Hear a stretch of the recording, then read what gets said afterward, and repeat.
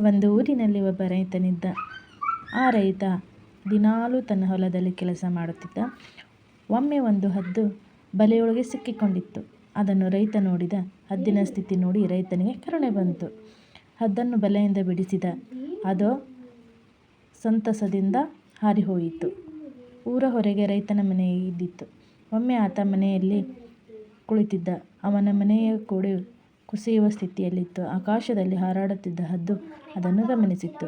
ಹದ್ದು ಒಂದು ನಾಣ್ಯವನ್ನು ಹುಡುಕಿ ತಂದಿತು.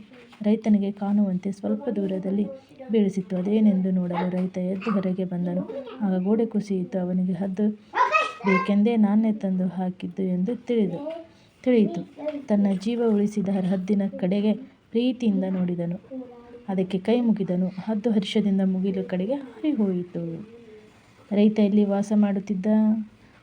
ಆ ರೈತ ತನ್ನ ಹೊಲದಲ್ಲಿ ಕೆಲಸ ಮಾಡುತ್ತಿದ್ದ.